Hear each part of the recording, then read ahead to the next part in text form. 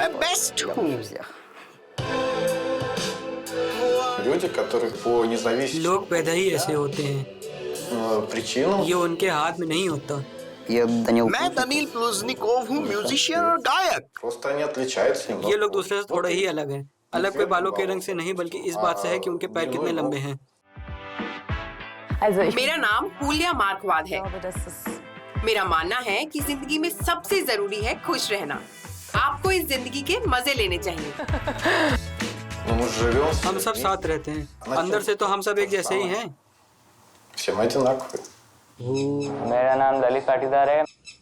जो मेरे जैसे लोग हैं उनकी मैं रक्षा करूंगा।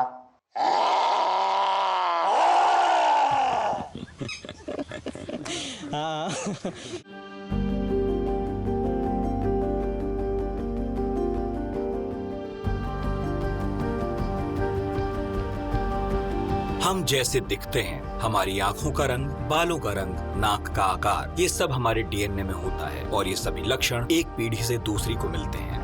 हमारी जेनेटिक जानकारी हमारे डीएनए में रासायनिक अक्षरों के क्रम में जमा होती है। इंसानों के जीनोम में ऐसे लगभग 6 अरब अक्षर होते हैं। ये एक बहुत ही बड़ा लेख होता है जो ये बताता है कि आप हैं और मैं हूँ। हम मनुष्यों में पाए जाने वाले कुछ दुर्लभ लक्षणों पर जानकारी के लिए आनुवंशिकी विदों के पास पहुंचे। ये लोग वैज्ञानिक नजरिए से बहुत कुछ समझा सकते हैं। हर इंसान के डीएनए में 1000 अक्षरों में से लगभग एक अक्षर उसे किसी दूसरे इंसान से अलग बनाता है। आप इसे जेनेटिक लेख में की गई गलती की तरह मान सकते हैं और ये सारी गलतियां हमारे जीनोम में बेतरतीब ढंग से फैली होती हैं।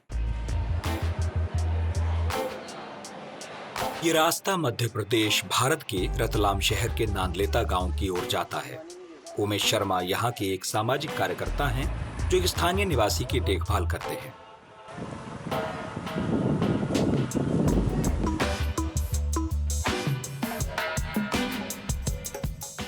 जब पहली बार मैंने ललित को देखा तो मैं काफी आश्चर्यचकित हुआ।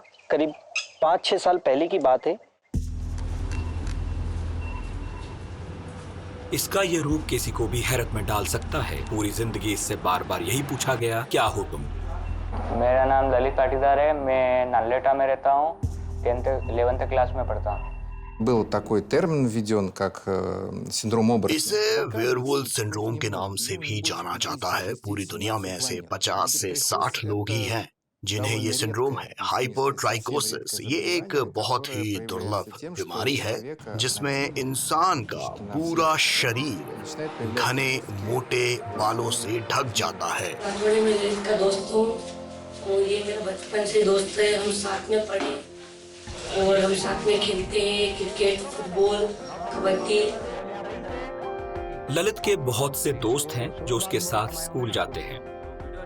अरे वो YouTube से मिलते हैं ना, उसके साथ। इन बच्चों से सिर्फ इतनी ही उम्मीद रखी जाती है कि वो बड़ों को परेशान न करें, घर में हाथ बटाएं और स्वस्थ रहें, क्योंकि सब लोग यहाँ अस्पताल का खर्च नहीं उठा सकते।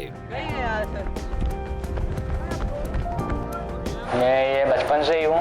खाना खाता हूँ तब बाल मुंह में आते हैं और आंखों में बाल आते हैं। सुनने में वो कान की तरफ वो थोड़ी होती है दिक्कत। आम खाना पसंद है।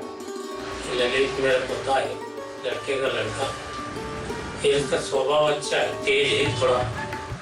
बचपन से जन्म से ये बात है इससे। ये 2 महीने के था, मैं उदयपुर ले गया था इसको। पूरी उदयपुर की डॉक्टर की टीम बैठी हुई थी इसी के लिए। उन्होंने बोला कि हार्मोनियम की कमी है। वैज्ञानिक अभी भी इस बात से निराश हैं कि वो आज तक उस सटीक जीन का पता नहीं लगा पाए हैं जिसकी वजह से इंसान के शरीर पर इतने सारे बाल उग आते हैं। ललित का बचपन बहुत मुश्किलों में बीता। पूरी दुनिया उस पर उंगली उठाती थी और सिर्फ इतना नहीं, ललित को और भी बहुत कुछ झेलना पड़ा। मैं बचपन में घर से बाहर नहीं निकलता था। जब मैं घर से बाहर निकलता था तब लड़के चिढ़ाते थे। कैसे? बंदर आ गया, भूत आ गया, ये बोल के। हाँ।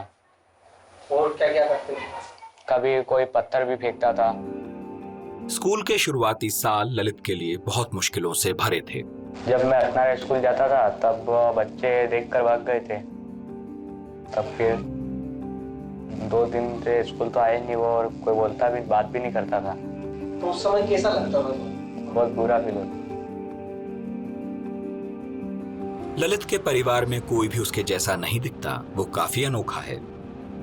Было выяснено, что это заболевание аутосомно-доминантное. ऐसा पाया गया है कि ये बीमारी ऑटोसोमल डोमिनेंट है, यानी ये पीढ़ी दर पीढ़ी विरासत में मिलती है। बेशक ऐसा भी हो सकता है कि परिवार में ऐसा मामला पहली बार देखा गया हो, जो डी नोवो म्यूटेशन कहलाता है। То, что это генетическое состояние, पर ये बीमारी होती तो आनुवांशिक ही है। दूसरे आदमी देखते हैं इसको कि ये क्या है। ललित लोगों की नजरों से दूर तो नहीं रहता, पर उसके घर वाले इस बारे में ज्यादा बात नहीं करते। उन्हें खुद नहीं पता ललित ऐसा क्यों है। भगवान ने इसे एक असाधारण बनाया है, अन्य से अलग बनाया है, और यही इसकी विशेषता है। भले ही मेरा रूप अलग है, पर मैं दूसरे बच्चों जैसा ही हूँ। एक दिन ललित को एक लड़का, हम जा रहे थे रास्ते पे, तो ललित को एक दिन कोई छोटा बच्चा बोलता है कि देखो ये बंदर आ गया, बंदर आ गया। वाह यार। बुरा कहने वाले लोगों पर उमेश ललित को ध्यान न देने को कहते हैं और ललित के दोस्तों को उसकी रक्षा करने के लिए प्रोत्साहित करते हैं।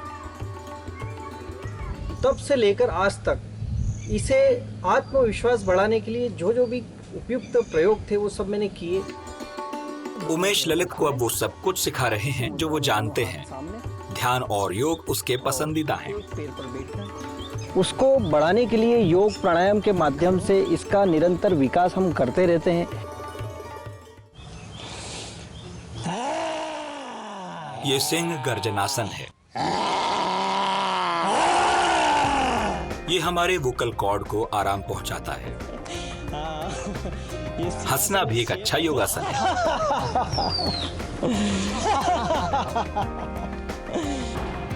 उमेश के साथ योग करने की बदौलत ललित ने अपने इस रंग रूप को स्वीकार कर लिया है। मैं सबसे अलग दिखता हूँ, इस कारण मैं सोशल मीडिया और इलेक्ट्रॉनिक मीडिया पर फेमस हो चुका हूँ। इसके कारण जहाँ से भी गुजरता हूँ वहाँ पर लोग देखते और पसंद करने लग गए लोग मुझे। मैं फेमस हो गया, इसलिए मुझे बहुत अच्छा लगता है। जब भी उमेश आते हैं ललित का दिन बन जाता है। उसको ये दिखाने का मौका मिलता है कि वो अपने दादाजी की मोटरसाइकिल चलाने में अब कितना माहिर हो गया है। उमेश उसके अब एक सच्चे दोस्त हैं। उमेश ने ललित को सबसे बेशकीमती तोहफा दिया, ललित को सपने देखना सिखाया। मेरा सपना है कि मैं पुलिस वाला बनूं और मेरा सपना उनमें अपराधी है उनको बाहर निकालूं, पकड़ूं, जेल में डालूं। जो मेरे जैसे लोग हैं उनकी मैं रक्षा करूँगा। ललित पाटीदार को एक बहुत ही दुर्लभ बीमारी है, लेकिन जैसा अक्सर होता है विज्ञान ये तो बता सकता है कि विकार आनुवांशिक है, पर यह होता किस जीन की वजह से है इसका पता लगाना भी बाकी है। मनुष्य में लगभग 25,000 जीन होते हैं। जीन डीएनए का एक लंबा अनुक्रम होता है जिसमें किसी काम को करने का कोड छुपा होता है। इसका कुछ भाग बदल सकता है, जिसके जो भी मानक हैं उसमें बदलाव आ जाते हैं। अगर हम माने कि मानक जैसा कुछ होता भी है तो ध्यान रखना चाहिए कि मॉलिक्यूलर बायोलॉजी अभी भी बहुत नया विज्ञान है। इसे ऐसे समझिए कि डीएनए का डबल हेलिक्स मॉडल 1953 में प्रस्तुत किया गया था। इसके रचयिता जेम्स वाटसन अभी भी जिंदा हैं। मेडिकल साइंस में कई ऐसे मामले हैं जिनमें जेनेटिक्स से पता लगाया जा सकता है कि डीएनए के किस हिस्से में खराबी है। जर्मनी की ह्यूलिया की कहानी अनोखी है। उनके मामले में वैज्ञानिक बता सकते हैं कि उनके कौन कौन से जीन खराब हैं। संभव है कि ये एक्ट्रोडैक्टिली सिंड्रोम हो, जिसमें हाथ और पैर विभाजित हो जाते हैं। ये बीमारी वास्तव में ऑटोसोमल डोमिनेंट भी हो सकती है और ऑटोसोमल रिसेसिव भी। यहाँ तक कि इसमें लिंग संलग्न वंशागति भी पाई गई है, जो अक्सर 10, 7 और 2 क्रोमोसोम में पाए जाने वाले दोषों की वजह से होती है। ये बीमारी अत्यंत दुर्लभ बीमारियों की श्रेणी में आती है।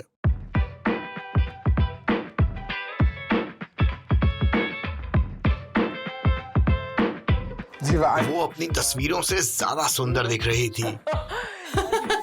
हाँ, वो तो बड़ा ही मजेदार किस्सा है। ह्यूलिया और डेनिस कई साल पहले ऑनलाइन मिले थे।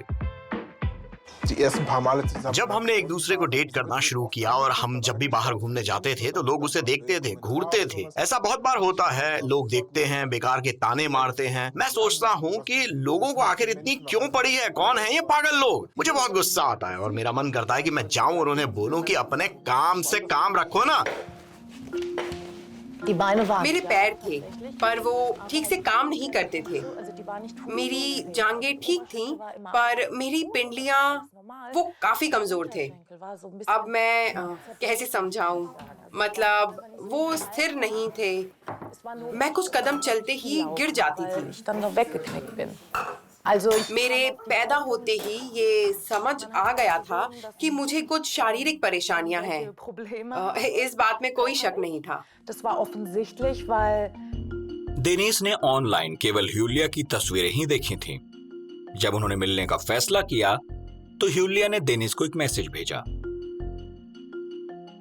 मैंने डेनिस को ये बताने का फैसला किया कि मैं अपंग हूँ। मैं चाहती थी कि उसे पता हो इसका और उसे कोई धक्का ना लगे। उस वक्त तो खैर क्या ही बोलूं उसे इसकी तो उम्मीद बिल्कुल भी नहीं थी। उसने मेरे हाथों को तो देखा था, पर मेरे पैरों के बारे में उसे पता नहीं था। मुझे लगता है वो हक्का बक्का रह गया होगा जब उसने मेरा मैसेज पढ़ा होगा। जाहिर सी बात है, मैं हैरत में पड़ गया था। मुझे इसकी उम्मीद नहीं थी, पर इसका मतलब ये नहीं था कि मैं उससे मिलना नहीं चाहता था। बिल्कुल भी नहीं।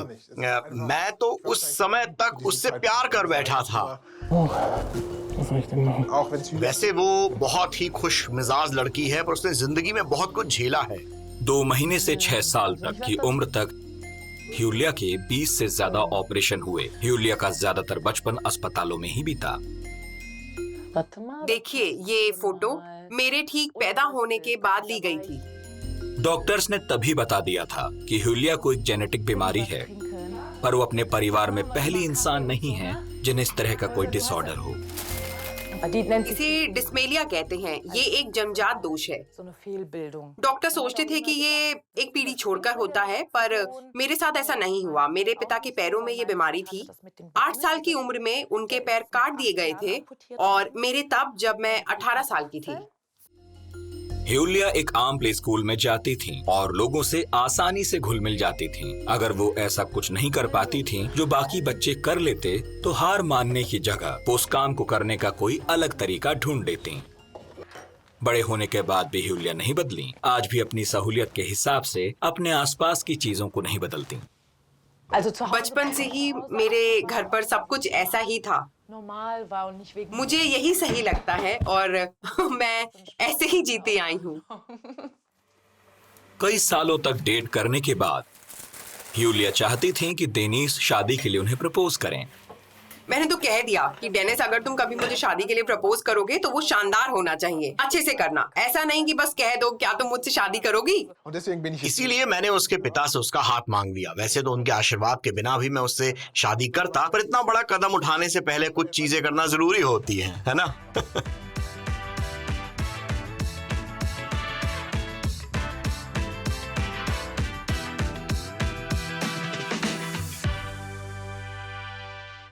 बचपन से ही सबकी नजरें ह्यूलिया पर रहती थीं और बेशक ऐसे लोग भी थे जो उन्हें ऐसा महसूस कराते थे कि उनमें कोई कमी है। अगर कभी मुझे कुछ बच्चों के साथ खेलने का मन नहीं होता था तो मैं उन्हें ऐसे करके अपने हाथ दिखा देती थी। हाँ, वो डर के भाग जाते थे। तो बचपन से ही मुझे पता था कि लोगों के साथ कैसे रहना है। मुझे इस बात की बहुत खुशी है कि मेरे हाथों का कोई ऑपरेशन नहीं हुआ और वो ऐसे ही रहे। मैं बहुत आराम से काम कर सकती हूँ। हाँ, इस बारे में बात चली थी कि शायद 1-2 उंगलियां जोड़ी जा सकती हैं, पर मैंने कहा अगर मेरे पास और उंगलियां होंगी भी तो भी वो मेरे किसी काम की नहीं होंगी। आने जाने के लिए ह्यूलिया अलग अलग तरीकों का इस्तेमाल करती हैं। घर पर घुटनों के बल चलती हैं, बाहर या तो व्हील चेयर पर या कृत्रिम पैरों का इस्तेमाल करती हैं। तो ये है मेरा दूसरा हिस्सा। हाँ, मेरे कृत्रिम पैर। सोच के देखिए, इन पैरों को भी आपको एक फोन की तरह ही चार्ज करना पड़ता है, नहीं तो ये काम करना बंद कर देंगे।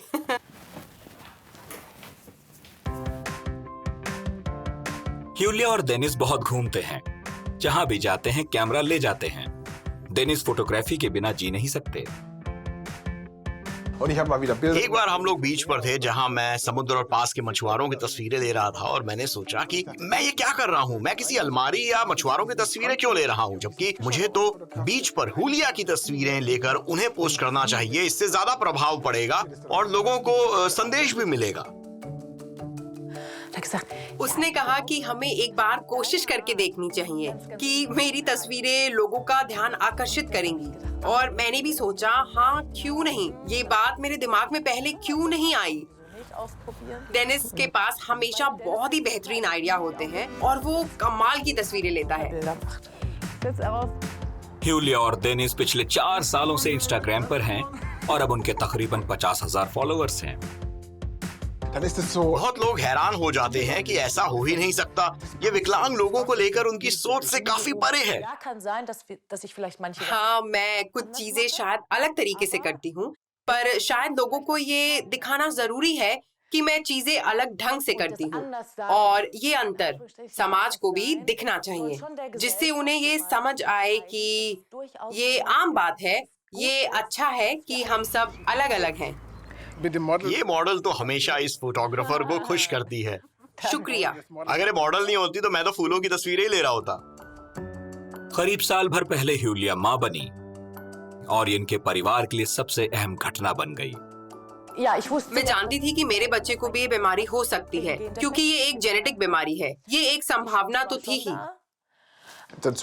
हमने फैसला कर दिया था कि हमारा बच्चा जैसा भी हो, उसके हाथ पैर हो या ना हो, वो हमारा बच्चा ही रहेगा और हम उसे पूरी दुनिया से ज्यादा प्यार देंगे। रेनी का जन्म आसान नहीं था। जन्म के दौरान डॉक्टर्स को बहुत मुश्किलों का सामना करना पड़ा। ह्यूलिया के लिए वो उनके सबसे भयानक दिन थे।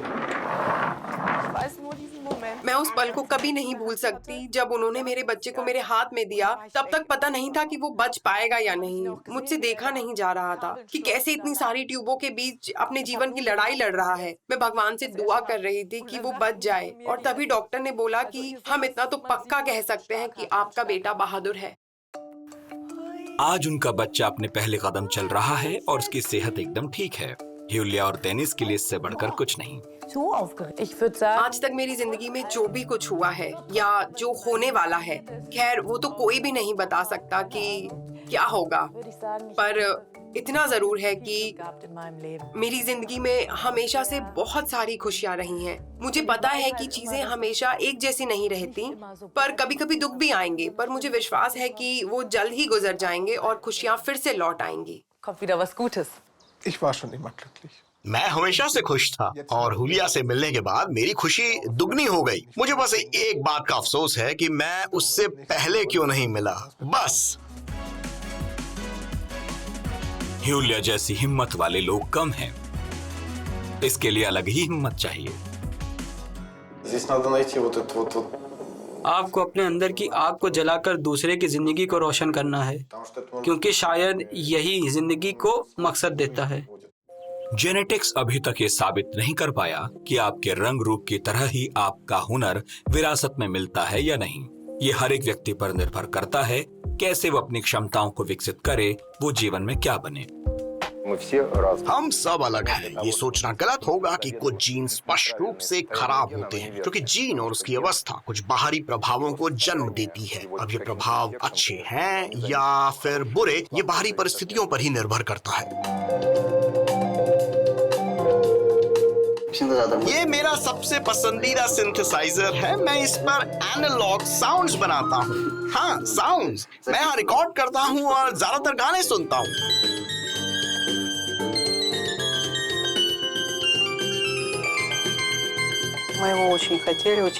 हम हमेशा से उसे चाहते थे। हम बहुत खुश थे जब वो पैदा हुआ था। हमने कभी सोचा भी नहीं था कि ऐसा कुछ होगा। मैंने देखा कि उसका बढ़ना बंद हो गया। दूसरे बच्चों को देखकर समझ आ ही जाता था। पहले तो उसका वजन भी बढ़ रहा था और वो अच्छे से बड़ा हो रहा था, पर फिर अचानक से सब रुक गया।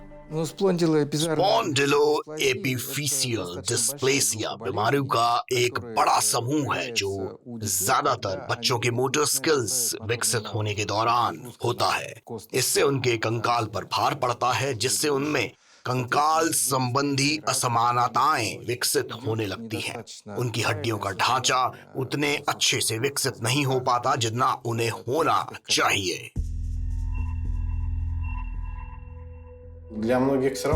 कई लोगों के लिए ये आज भी किसी सदमे से कम नहीं होता। इसलिए सबसे जरूरी है कि ऐसे मामलों में माँ की मदद की जाए। मैं नहीं समझा सकती, इसे समझाया नहीं जा सकता। मैं भावनाओं को व्यक्त नहीं कर सकती। मेरी जगह आकर ही कोई समझ सकता है कि सही में कैसा लगता है, पर किसी के साथ ऐसा ना हो।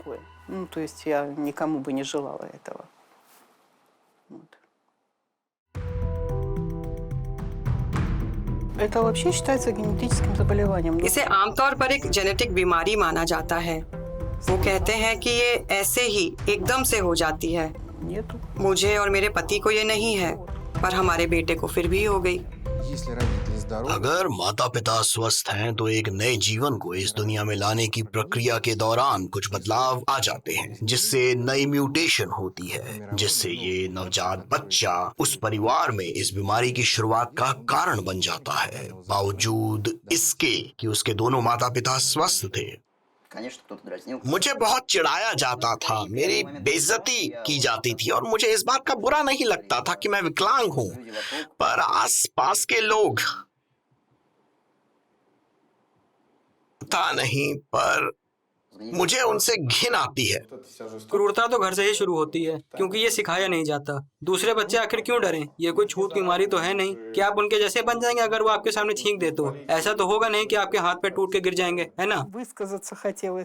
मेरा मन तो उनके मुंह पर उन्हें सुनाने का करता था, या मुझे नहीं पता, शायद पीटने का मन करता था ताकि उन्हें थोड़ी अक्ल आ जाए। पर फिर मुझे शांत करने के लिए व्हीलचेयर में बैठा मेरा बच्चा बोलता कि माँ, इन लोगों पर ध्यान मत दीजिए, लोगों का तो काम है कहना, ये पागल लोग हैं।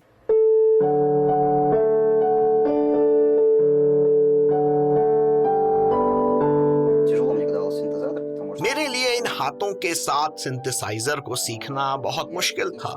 मुझे उसे बजाने की तकनीक ढंग से नहीं आती थी। मुझे अपने लक्ष्य तक पहुंचने से दूसरों से ज्यादा समय लगता है। मैं बचपन से ही गुनगुनाता रहता था, तो मेरे माता पिता को लगा कि मुझ में गाने का हुनर है, और ऐसा सच में भी था ही।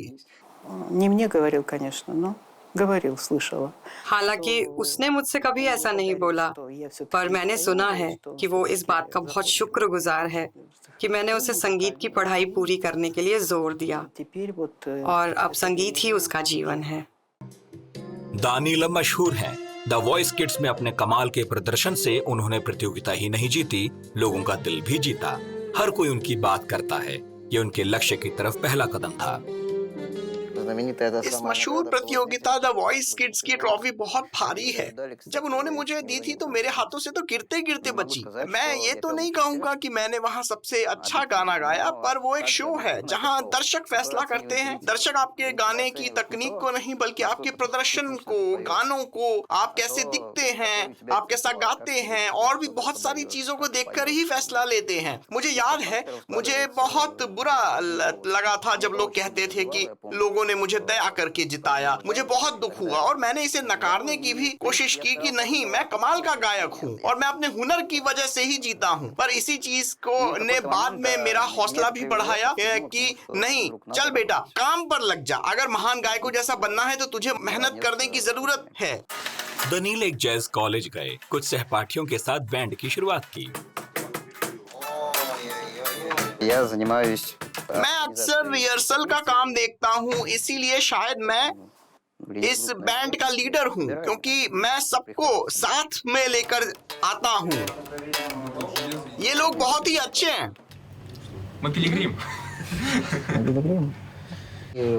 मेरा दोस्त व्लाद गानों के बोल लिखता है और मैं उन गानों की धुन रचता हूँ।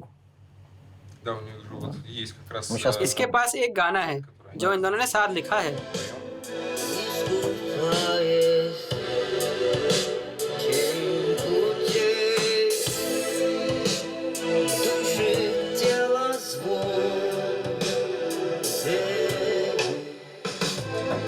बैंड के सारे मेंबर्स काफी लंबे समय से अच्छे दोस्त हैं, क्योंकि इन लोगों ने संगीत के लिए अपना जीवन और सपने समर्पित कर दिए। बहुत साथ मिलता है दोस्तों से, खासतौर से ऐसे दोस्त जो आपके काम को पसंद करते हैं। ऐसे दोस्त को आप दिखा सकते हैं कि आपने क्या लिखा है, कौन सी धुन बनाई है, आपके क्या आइडियाज हैं और आपने क्या क्या सीखा है। ये बहुत ही कूल है।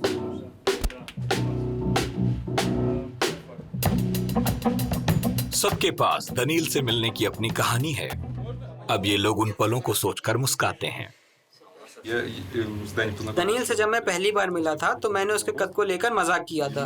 वो भी हंसा और इसी तरह से हमारी दोस्ती हो गई। मेरे ख्याल से हम सब दनील से ऐसे ही मिले थे। हम सभी की दोस्ती किसी मजाक से ही शुरू हुई थी। अगर मैं ऐसे हर मजाक पर बुरा मानने लगा तो शायद कभी किसी से मेरी दोस्ती ही नहीं हो पाएगी। मेरा कद एक समस्या तब बनता अगर उससे मेरी गायकी पर कोई असर पड़ता या मेरे डायफ्राम या वोकल कॉर्ड में कोई दिक्कत होती, पर मेरे साथ तो ऐसा कुछ भी नहीं है। Ломай, круши все эти стены, за спиной горят мосты. Я проводил эти, зато моя история.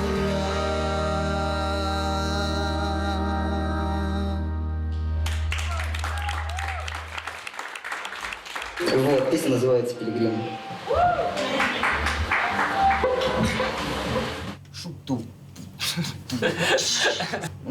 लोग हमें नहीं जानते, मतलब वो नहीं जानते कि इस ग्रुप को मैं लीड कर रहा हूँ। हमारे बैंड को लोग अभी नहीं जानते और पर कुछ समय में जानने लगेंगे। सबके पास जिंदगी का एक मकसद होता है, किसी कारण से ही हम हैं। जेनेटिक्स शारीरिक क्षमताओं के बारे में तो बता सकता है, लेकिन उनका मूल्यांकन नहीं कर सकता। ये काम समाज अपने व्यवहार और नजरिए से करता है। Если вы посмотрите, например, на स्टीवना हॉकिंगा, आप स्टीफन हॉकिंग को ही देख लीजिए, जो एक भौतिक विज्ञानी थे। आप ये तो जानते हैं कि उनमें शारीरिक कमी थी, उन्हें एक जेनेटिक बीमारी थी, पर अगर आप विज्ञान और संस्कृति के दुनिया में उनके योगदान की बात करेंगे तो पाएंगे कि उन्होंने स्वस्थ लोगों से कई ज्यादा काम किए। हम सब अलग हैं, इस बात में एक बहुत गहरा मतलब छिपा है। अगर आप जेनेटिक्स के नजरिए से एक जैसे होते हम सब लोग, तो आज हम जिस मुकाम पर हैं वहां कभी नहीं पहुंच पाते। लोगों को नियम कानून बनाना बहुत पसंद है, लेकिन प्रकृति हमें बार बार सिखाती है कि रंग रूप से ज्यादा हमारा चरित्र हमें सुंदर बनाता है।